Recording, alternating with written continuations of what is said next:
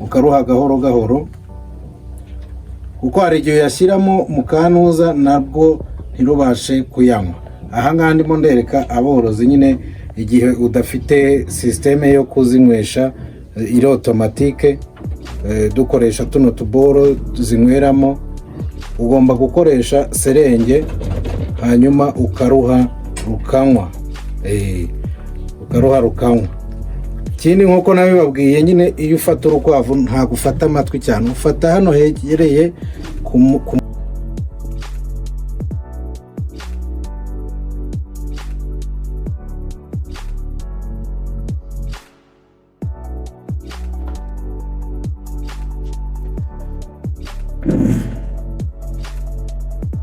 nabuze inkwavu kubera uburangare. Zimwe zabyimbye inda zirapfa, ariko ni isomo rikomeye cyane. Niba worora inkwavu, iyi video ishobora kugukiza igihombo gikomeye. Mwiriwe neza nshuti zanjye, nshuti za Iwacu Connect. Uyu munsi rero ndashaka kubasangiza ikibazo gikomeye nagize mu bworozi bw'inkwavu. Hari igihe zimwe mu nkwavu zanjye zabyimbye inda, ntizirye neza, zimwe zigeraho zirapfa. Byarantunguye cyane kuko hari impamvu ndaza kubabwira muri ino video. Numvaga bambwira bati urukwavu rwapfuye cyangwa se ebyiri zapfuye, se zishwe n'iki? Ati ntago tubizi. Ariko muri icyo gihe nanjye ntabwo nari impari. Ubwo rero ndaje tuganire ku ikosa rimwe rikomeye cyane rishobora guhita utuma uhomba mu bworozi bwawe. Ngira ngo murabibona iyi famu ukuntu imeze neza, ni ntoya ariko nta kibazo iteye na gitoya ku bushobozi bwanjye. Urebye nta kitwaye. Wenda hari n'ibyo ntakora neza, namwe muraza kungira inama aborozi bagenzi banjye. Burya nemera yuko buriya hejuru y'ubumenyi hagiye umuntu agenda yunguka, n'ubundi twese tuba dufite experience igiye itandukanye, ariko ni byiza yuko ikosa rya mugenzi wawe ushobora kuryigiraho kugira ngo nawe wirinde hakiri kare. Nibyo rero tugiye kurebaho, tugirana inama nk'aborozi nk'uko dusanzwe tugirana inama ku kintu cyari kigiye kuntera igihombo gikomeye pe, gikomeye. Iyi famu byari birangiye byose. Icyabiteye rero ni iki wakwibaza? Nyuma yo gukurikirana neza, nasanze harabayeho uburangare bw'umukozi uzahirira akanazigaburira. Urumva hari igihe umuntu aba ari mu kazi kagiye gatandukanye, wenda utari na hafi iyo mu rugo, ugasanga wenda wamwizeye nubwo waba waramwigishije bikomeye, nubwo waba waragize gute, ariko hari igihe barangara akaba yaguteza igihombo gikomeye. Hanyuma rero indi mpamvu ya kabiri ni uko hari iminsi nanjye namaze nazisura ngo ndebe uko zimeze. Icyo gihe nari ndi kure yo mu rugo rwose, nanjye sinazitaho, nkajya numva mbikurikirana kuri telefone gusa. Ariko cyari kimbayeho nyine, mwakibonye namwe. Ikindi cyabiteye ni uko isuku itakorwaga neza uko bikwiye. Murabizi abakozi bararangara cyane, hakaba ubwo nyine ashobora kurangara cyangwa yagize akazi kenshi ugasanga hari ibyo adakoze by'ingenzi. Hanyuma rero indi mpamvu ya nyuma ni ibiryo n'amazi bitagenzurwaga neza buri munsi. Aha ngaha ndaje mbisobanure ingingo ku ngingo uko ibintu byagenze. Ukurikira ino video kugera ku musozo kugira ngo ubu buhamya ni experience nanyuzemo nawe byagufasha mu bworozi bwawe, cyangwa se bigafasha n'undi mugenzi wawe. Niyo mpamvu uyu munsi navuze nti bakunzi bacu, borozi bavandimwe, namwe nagiye noroza, iki kintu mukiteho cyane cyane kuko turi mu bihe bitari byiza. Turi mu bihe by'imvura, aho bigoye cyane ku borozi b'inkwavu, cyane cyane ku bana bakiri batoya bari munsi y'amezi 4. Uretse ko n'inkuru nazo bishobora kuzigeraho.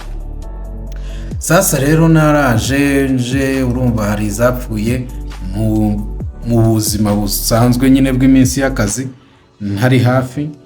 None bakajya babimbwira kuri telefone, nkabyakira gutyo. ariko urumva ntabwo umukozi yari bubashe kuidentifia ngo byagenze bite. Yarabyukaga yajya kureba, agiye mu masoko agasanga hari akapfuye, yajya kwahira yagaruka, yajya kuzigaburira nimugoroba agasanga hari akapfuye, gutyo byari bigize kure. Uti rero byagenze bite? Naraje maze kuza njya gusura ifamu yanjye, hari bimwe mu bimenyetso natangiye kubona ku nkwavu uko nari ndimo nzisura. Nsanga zimwe nako ni hafi ya zose inda zarabyimbye, zirafura nk'uko muri kubona runo rukwavu rumeze. Hamwe urukwavu runanirwa no guhumeka, runanirwa no kugenda, rukagagara neza. Sanga ntabwo zikina cyangwa ngo zisimbuke nk'izindi. Sanga kurya wapi byarahagaze. Sanga rero na zimwe zose zacitse intege, inyinshi zari zaracitse intege nk'uko muri kurubona. Rero ukuri guhari nuko iyo ntaza kubimenya hakiri kare, zari buhite zitangira gupfa zose. Aho nuko ubwizo zagiye mbere nyine kubera ntari nanahari, ariko niyo nza kuza simbyiteho cyangwa ngo nzikurikirane ziba zarapfuye zose. Rero nabikemuye gute? Ikintu cya mbere nahise ntandukanya izirwaye n'inzima. Icyo nicyo kintu cya mbere ugomba guhita ugikubika. Rero tugiye kureba uburyo ki ushobora kureba inkwavu zawe, ukareba uko zimeze, ukareba ukazisura. Niyo mpamvu nababwiye ngo mujye musura inkwavu zanyu, usura ifamu ukareba. Cyane cyane nko kuri aba bana baba bamaze igihe gitoya, bavutse amezi 3, amezi 2, ziba zitangiye kurya ubwatsi. Akenshi rero zikunda guhura n'ibibazo byinshi. Uraza rero ukarufata ukumva ikibazo, ukafata mu nda ukumva ahantu hose uko rumeze. Nk'uru nguru ngewe ngize ikibazo, sanze rwabyimbye inda. Kubyimba inda rero ni ibintu bishoboka, ni ibintu bibaho mu bana. Bishobora guterwa n'ubwatsi cyangwa se bigaterwa na pereti. Hari igihe uziha pereti wenda ugasanga ntago biri kugira, cyane cyane wibagiwe nko kuziha n'amazi, ugasanga rero urukwavu ruragucitse. Niyo mpamvu buri munsi wakagombye gusura ifamu yawe ukareba ukuntu ibintu bihagaze. Nk'ubu rwose ngewe sanze runo ari ikibazo gikomeye, ari nayo mpamvu ugomba guhita uruha amazi meza. Ugomba guhita uruha amazi meza, hanyuma wamara kuruha amazi meza kugira ngo bya bintu bya ya indigestion rwagize yo gusohora cyangwa kwa kudasohora ya myanda, kiba ari ikibazo cy'amara, kugira ngo rubashe kuyisohora. Hari igihe rero urukwavu ruba rutabashe, uruha amazi ntirunayanywe. Icyo uzakora, uzafata serenge uvomeremo y'amazi kugira ngo ubanze uruhe rugire gute, rubanze rugire utwo rushyira mu nda. Rubanze rugire utwo rushyira mu nda, ukaruha gahoro gahoro, kuko hari igihe yashyiramo mu kanuza nabwo ntirubashe kuyanywa. Aha ngaha ndimo ndereka aborozi nyine igihe udafite systeme yo kuzinywesha iri automatique, dukoresha tuno tuboro tuzinyweramo, ugomba gukoresha serenge hanyuma ukaruha rukanywa. Ukaruha rukanywa. Ikindi nk'uko nabibabwiye nyine, iyo ufata urukwavu ntabwo ufata amatwi cyane, ufata hano hegereye ku mutwe, hanyuma ugafatana n'amatwi yari urukwavu rufite ibiro byinshi kugira ngo utaza kugucika rukagwa, ubundi ukaruha rukanywa. Ibi rero ni ukubyitaho cyane, kubera yuko urebye nabi iki kintu cy'indwara yo kubyimba gishobora kurwica mu gihe gito cyane. Ubibonye rero mu ifamu yawe, ugomba guhita wihutira gushaka umuti, cyangwa se wenda ugahamagara umuveterineri akaba yagufasha. Ariko nawe wenda hari ibyo ushobora kuba wakwikorera, ukaba wagenda uziha amazi. Hanyuma rero iyo bibaye byiza urukorera na massage ku nda, ukarukorera massage ku nda, ruba rwagize ikibazo cy'amara. ubundi urukwavu ruzima rwiza rudafite ikibazo, iyo urukozeho nyine usanga inda imeze neza nta kibazo rufite mu nda. Ngayo nguko rero bakunzi bacu, nk'uru rwose rwo ni ruzima, rwo nta kibazo rufite mu nda, nta kibazo rufite mu nda, rwo ni ruzima, rwo ni ruzima nta kibazo rwose. Ubwo rero ni ukujya mwitondera cyane cyane ibiryo byo muri iri tumba. Ibiryo byo muri iyi mvura ni ikibazo gikomeye, niyo mpamvu umworozi ahira ubwatsi kare, ubanza ubwanike, numara kubwanika ubone kugira gute kubuziha bwumye. Kubuziha bwumye kugira ngo izi ngizi ni zima. Urabona ko inda yazo itandukanye n'iya ruriya rukwavu rundi. Ni byiza gukora turu ugasura inkwavu zawe buri munsi, haba ari mu gitondo haba ari nimugoroba, kugira ngo urebe uko ziriwe n'uko ziraye, hanyuma mu gitondo ukareba uko zaramutse. Ngayo nguko rero, mukomeze mukurikire, ndagenda mbereka utundi tuntu tw'udutips dutandukanye, uburyo wagenda ujera ifamu yawe neza kandi ntigire ikibazo, ugakurikirana inkwavu.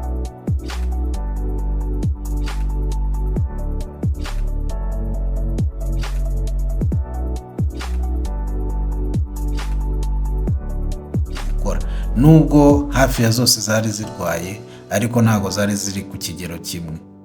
Ikindi ni uko hakozwe isuku rusange aho ziba. Isuku irakorwa neza. Mpita mpindura uburyo bwo kugenzura imirimo ya buri munsi. Buri gitondo, buri nimugoroba, nkaba nagiyemo nkareba uko izo nkwavu zaraye, nkareba n'uko ziriwe. Shyiraho gahunda yo kuzisura buri munsi. Hanyuma ikindi, hari ibyo nabashije gukemura bigoranye, mbasha guhamagara umuveterineri aramfasha, ariko nanone nagishije n'inama abandi borozi bagenzi banjye babimenyereye cyane, babimazemo igihe, kandi noneho bafite n'ubundi bumenyi, kuko buriya twese ntabwo tuba dufite ubumenyi bungana. N'imbogamizi tugenda duhura nazo ntabwo ziba ari zimwe. Niyo mpamvu burya kubaza amakuru ni byiza. Nyuma y'iminsi mike rero, izasigaye zatangiye koroherwa. Urambaza uti byagenze bite? Ni ukuvuga ngo icyo twakoze, ufata za nkwavu zarwaye ukaziha umuti, cyangwa se ubanza kuziha amazi meza, kugira ngo nimba ari byo zariye zagize indigestion bibanze bigabanukemo, ubashe kujya kwituma. Ikosa rikomeye umushumba yakoze, yazihaga peleti, yarangiza ntaziha amazi.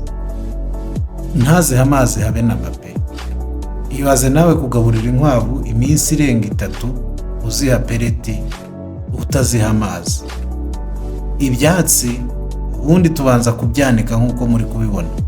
Tubanza kubyanika ku gatanda, bikabanza bikuma, bigahonga, hanyuma byamara guhonga tukabona byakamutsemo amazi, tukabona kubiziha.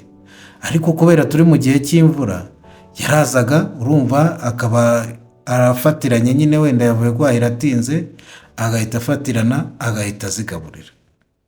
Iryo ni ikosa rikomeye cyane, urumva ryazahise zihindura indyo. Mu guhindura indyo bizigwa nabi kubera ibyo byatsi bitose, kubera no kutabyitaho n'isuku nkeya, zihita zigenda zirarwara, zihita zibyimba inda. Iriya rero ndwara yitwa bloating, kuzana gaze mu mara, ugasanga ntabwo urukwavu ruri gusohora umwanda, nta nubwo ruri kubasha kurya, rugahita rucika intege, inda ikabyimba, ukagira ngo ni baro.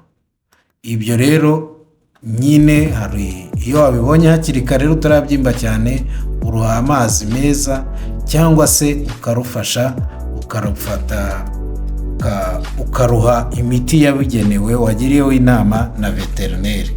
Ntuzaruha imiti iyo ari yo yose, kuko icyo gihe iyo byabaye gutyo kiba ari ikibazo gikomeye.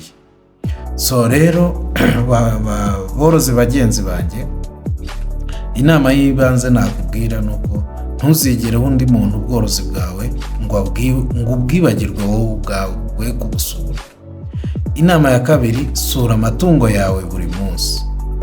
Mu gitondo urebe uko zaramutse, nimugoroba umenye uko ziraye. Ikindi cya gatatu, indi nama, isuku ni ubuzima ku nkwavu, kimwe nuko natwe isuku ari ubuzima.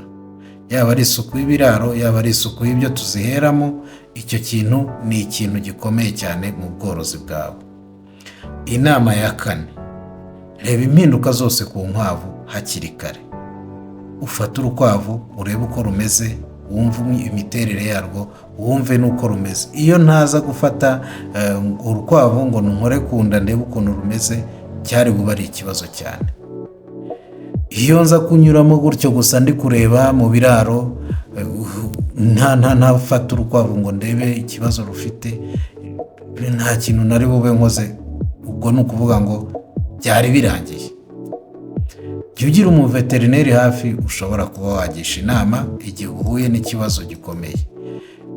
Ndagira ngo mbwire abantu batangiye ubworozi bashaka kujya no mu mushinga, ntabwo ibi ngibi ari ibintu bihoraho. Ni indwara nk'izindi, ishobora kuza mu gihe cy'imvura nk'uko turimo, ariko ntabwo ari indwara wavuga ngo ni karande ku nkwavu. Ni indwara ishobora kubaho nk'uko habaho n'izindi ndwara, ariko ikavurwa nk'uko nanjye nazivuye zigakira. Hanyuma rero icya mbere, kora isuku y'ikiraro nk'uko twabivuze, ucungane n'ibiryo byazo, icyo uzigaburira, hanyuma nurangiza uzisure kenshi urebe impinduka zagize. Ibyo bintu nubikora bizagufasha mu bworozi bwawe. Uko niko kuzirinda kurwaragurika, kuko iyo rugize ikibazo hakiri kare ukabibona, bituma ubasha gukiza ubuzima bwawe. Ubwo rero bavandimwe, mu kurinda za nkwavu zawe kugira ngo zitarwaragurika, hari video nashyizeho ijyanye n'uburyo ki ushobora kurinda inkwavu zawe ukoresheje ibimera zirya. Icyo kintu mujye mukizirikana, haba ari mu biryo muziha, haba ari mu mazi muziha. Ako kantu muze kujya kureba kuri video nakoze za mbere, murebe hari video nakoze ijyanye nuko ushobora kuzirinda ukoresheje ibyatsi gakondo zirya bisanzwe, zikaba zakwirinda kurwaragurika ndetse n'impfu za hato na hato. Iki kibazo rero cyatumye ngira amakenga menshi, kirananyigisha ko ubworozi budakorwa udahari. Ntago wabukora udahari, utawugeramo ngo uvuge ngo uri korora. So rero nimba worora inkwavu, irinde iri kosa nanjye nari inkoze, kuko ryagushyira mu kaga. Niba iyi video igufashije, kora share na mugenzi wawe worora inkwavu abashe kubona amakosa amwe namwe dushobora gukora, akaba yatugeza habi. So rero bagenzi banjye, rwose kugira ngo uyu munsi utabura inkwavu zawe, uyu munsi udahomba, rwose kora icyo kintu nkubwiye, uko ari ibintu bine. Izi nama zizagufasha kugira ngo udahomba nk'uko nanjye nari ngiye guhomba. Rero tworore kinyamwuga, dutere imbere. Icyo tuhari hano nka Iwacu Connect ni ukubaba hafi no kubafasha mu bworozi bwacu kugira ngo butere imbere. Turi kumwe rero, ntihagire uhangayika. Iyi ntabwo ari indwara ya danje yatuma uhagarika umushinga wawe, ahubwo ni ukubafasha kugira ngo umushinga wawe watangiye ugendemo neza, utazagusubirana inyuma. Ciao rero, turi kumwe. Hanyuma mujye mukurikira video zacu, mukore like, musharinge n'abandi ibiganiro bibagereho, kugira ngo nabo biteze imbere, be kujya mu gihombo. Niba ufite ikibazo cyangwa igitekerezo, twandikire muri comment. Nimba nawe wararwaje indwara nk'iyi, twandikire muri comment, hanyuma twungurane ibitekerezo, duhana amakuru nk'abahuje umwuga w'ubworozi. Sawa rero, comment niho tuzajya dusubiriza ibibazo kugira ngo n'abandi bajye babiboneraho. Sawa rero, nimba byakunyuze usharinge ku bandi, kandi niba hari inama nawe watugira kuri video wabonye uyitugire, turahari rwose nka Iwacu Connect.